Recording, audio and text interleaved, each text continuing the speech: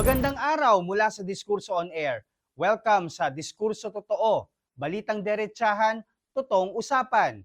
Ako si Benj Ramos at silipin natin ang mga may init na kaganapan sa ating bayan. Ano nga ba mga balita ngayon? Pag-usapan natin yan. Flood control project sa mga Tino-hit areas. Target ngayon ng Ombudsman para imbestigahan at mga Cebu flood control projects under probe din. Monterazas, Dawit sa gitna ng kontrobersya. Matapos ang trahedyang dulot ng Bagyong Tino, naglabas ng pahayag ang Office of the Ombudsman na uunahin daw ng kanilang Special Task Force ang investigasyong ito sa mga flood control projects sa mga lugar na napinsala nitong nakaraang bagyo. Kabilang na riyan ng Cebu, Negros Occidental at Negros Oriental. Sa datos ng Office of Civil Defense, merong 188 na mga nasawi, 96 ang sugatan at mahigit 135 pa ang nawawala. Pinakamatindi rito ang tama ng Cebu na merong 139 na namatay sa kabila ng halos 26.7 billion na flood control budget na ipinagkaloob sa probinsya nitong nakaraang 3 taon. Kaya ngayon, ang sinasabi ng Ombudsman, uunahin na nila ang investigasyon.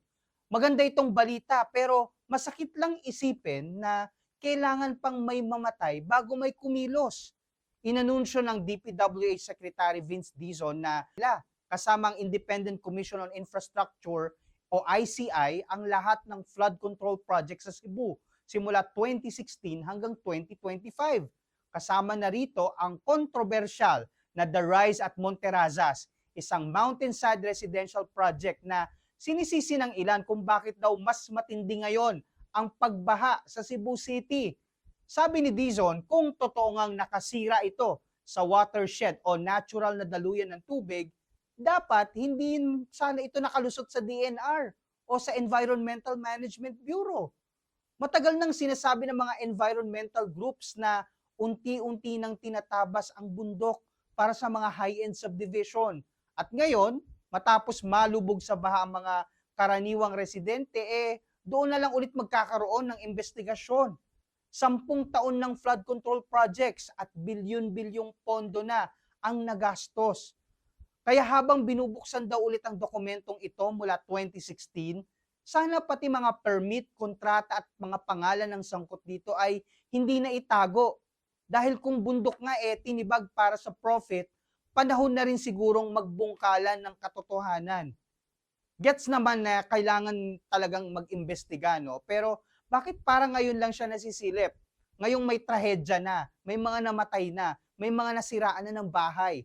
Kung hindi pa ba nanalata itong bagyo, hindi pa magkakaroon ng investigasyon ang ombudsman? Uunahin daw nila itong mga flood control projects sa Cebu, sa Negros, sa Oriental, Occidental, tila parang naging breaking news na yung paggawa ng kanilang trabaho. Sa datos ng Office of Civil Defense, halos 200 na ang patay at daan-daan ang sugatan at nawawala. Sa Cebu pa lang, meron ng 139 nga na nasawi Tapos may 26.7 billion na budget sa flood control na nilaan doon. Parang hindi naman natin siya nakita. Kasi kung may ganung kalaking pondo, bakit parang lumulubog pa rin siya sa baha? Matagal nang nababalita itong mga ghost projects na to, itong mga kickback schemes sa DPWH. Pero laging ganito yung cycle.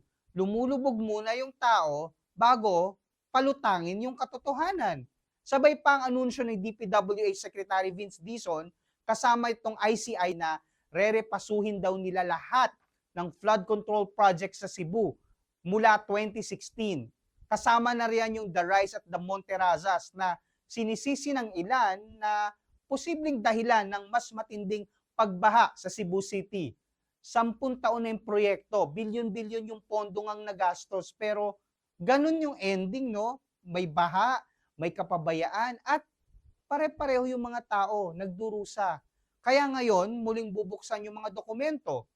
Sana pati konsensya nila mabuksan din, ano? Dahil kung bundok nga tinibag para sa profit, baka panahon na ring bungkalin kung sino talaga yung lumubog sa katotohanan. At yan ang mga mainit na balitang hatid natin ngayon. Bago natin tapusin tong episode na to, para sa lahat na nakipaglaban o kasalukuyang nakikipaglaban sa cancer. Hindi pa huli ang lahat. Sa We Hope Medical Group, sa Naga, Imus at soon sa Parañaque, sagot na namin ang inyong paggaling. May oncologist na handang makinig at mag-assess ng inyong kondisyon Monday to Friday, 8 a.m. to 5 p.m. at may oral at IV chemotherapy na available. Hindi na kailangan mangamba para sa PhilHealth members, libre ang treatment. Dahil ang laban sa cancer, hindi mo kailangang harapin mag-isa. Dahil sa We Hope Medical Group, may kasama kayo sa bawat hakbang ng paggaling. Salamat sa pagsama sa akin sa Diskurso Totoo. Balitang Derechahan, totoong usapan. At huwag kakalimutang i-like itong video, mag-subscribe at i-click ang notification bell. I-follow nyo rin kami sa aming social media sa Facebook, X, Instagram, TikTok at Diskurso On Air. Pwede nyo rin kaming bisitahin sa aming website, diskurso.ph. Muli ako ang inyong host, Benj Ramos, at patuloy akong maghatid sa inyo ng mga maiinit na kaganapan sa ating bayan. Hanggang sa muli nating diskurso.